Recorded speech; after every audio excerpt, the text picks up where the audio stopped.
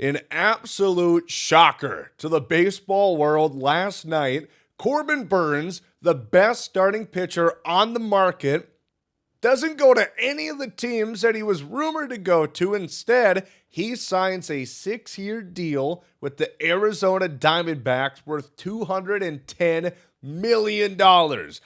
This is pretty crazy. It seems like the DBacks every couple of years just kind of come out of nowhere and make a big signing. They got Zach Greinke, I think it was about 2016. Then a couple years later, Madison Bumgarner's an Arizona Diamondback.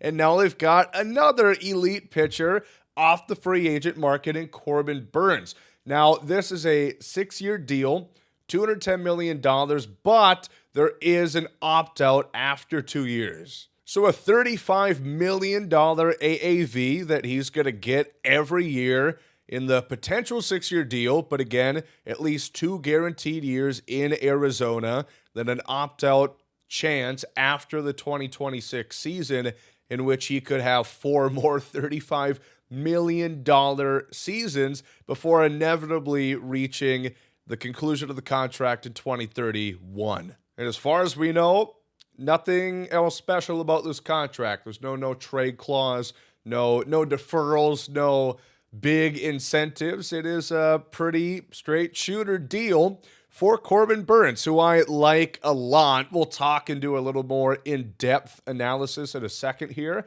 But yeah, this is a surprise to say the least. And I think it kind of goes to show, what are all these MLB insiders doing if none of them had Arizona even linked? You know, you heard the Giants, the Blue Jays, Baltimore was in there, same as Boston, who's in on every free agent apparently. But how did nobody pick up that the Diamondbacks were interested in? This was a last-second deal that Corbin Burnes is like, yeah, sure, I'll take that. Now, Alden Gonzalez does bring up an interesting point here. Corbin Burnes did recently get a house alongside his wife in Arizona, and they had twins. So staying in Arizona was clearly something that was important to them. And what's interesting is he did supposedly receive a bigger contract offer from the Giants and the Blue Jays, but he turned it down. And Bob right here is citing partially the tax difference, which I think definitely plays a big role. Arizona, their state income tax is a flat 2.5%. When compared to something like Toronto or California, is a pretty sizable difference. So when you look at it like that, he's probably going to get around the same money, even though this is technically a lower dollar contract than he would have got with the Giants or Blue Jays. And he's going to be able to stay home where his family just bought a house and had twins. So it really does come together. Although I really did think that Burnes was going to get a massive offer. I thought he was going to get the 8 years that Max Fried got. They're about the same age. They're very close in performance, but if anything, I probably would give the edge to Burnes. He's been more consistent. He really hasn't had that major injury in his career, and since his Cy Young win in 2021, he has been extremely dominant, no matter if he's in a Brewer or a Baltimore Oriole uniform. Corbin Burnes' big price tag should come as no surprise. He's consistently dominated on the mound since his breakout during the 2020 shortened season. He followed that up with the Cy Young Award victory in 2021. The numbers were almost unbelievable. He struck out over 35% of batters he faced and walked just 5%. That is extremely rare in today's game. And he surrendered just 7 home runs all season. He was truly exceptional, and that's continued to today. The logo on his cap would change, but Corbin Burnes' greatness would not. 4 straight All-Star campaigns, and he'd receive Cy Young votes in each and every one of them. Burnes is getting this big payday in part because he's proved to be reliable. He hasn't missed a single start in over 3 years, and he's thrown more innings than anybody except for Zach Wheeler and Aaron Nola out in Philly. Availability is a premium nowadays, and teams will pay for innings thrown.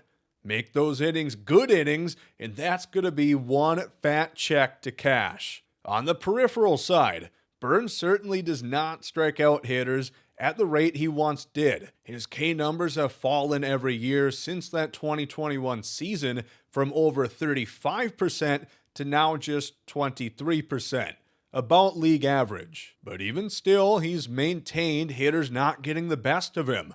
Burnes allows some of the least hard-hit ball percentages in the league, and he's elite at inducing ground balls. But there is reason to believe that some of Corbin's K stuff could rebound. He still routinely forces batters to swing outside the strike zone and gets lots of swing and misses. He's just got to find a way to get those whiffs on 2-strike counts. All in all, a fantastic pitcher. He's only 30 years old, and I do think he's got lots of prime years left in the tank. So yeah, I love Corbin Burnes. I think he's excellent.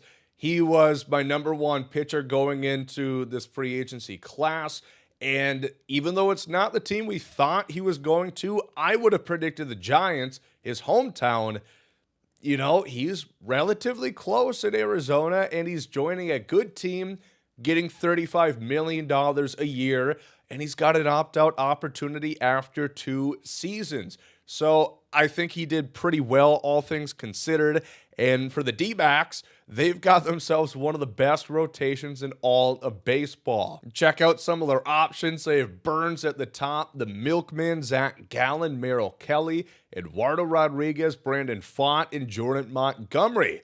Now you notice that is 6. Seems likely that somebody's gone. I'm going to guess it's the guy who their owner outright called out that it was a bad signing. I think Jordan Montgomery is gone, and I still do like Jordo. You know, he had a bad year this year, but I think there's definitely something there. There were some things working against him, of course. The late report, he didn't sign until the season almost began, pitched first about a month into the season, and when you have a slow start, it's kind of hard to crawl yourself out of that. It was a similar thing I said about Carlos Rodon coming into his first year with the Yankees. You know, it was a big signing. The Yankees, their fans, people had high expectations, and he wasn't able to live up to it. And there were some injuries in there, and it just really gets hard to come up with a lot of that pressure. And I think Montgomery, a year away from that, he's going to do a lot better. I mean, his career, he's been a lot better than what he was last year. I have no doubt that he will improve, but I think it's going to be for a different team.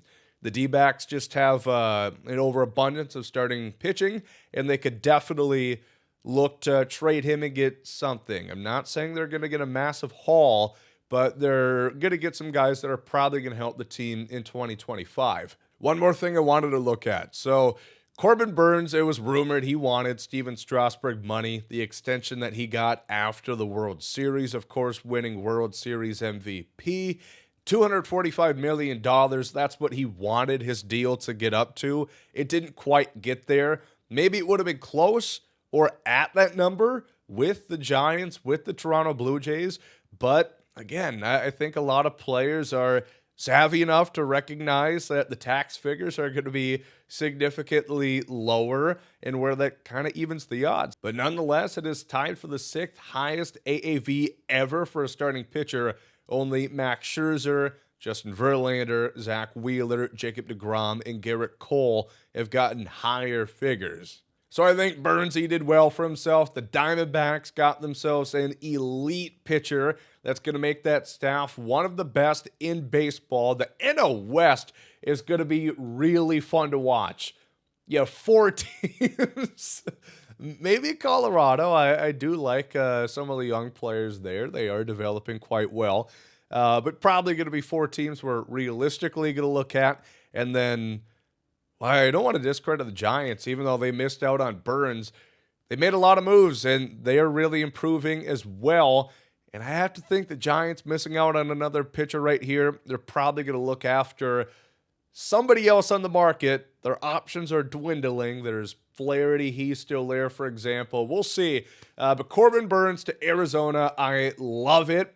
Kind of out of nowhere, but I'm here for it. I like when players don't go to the same 5 teams.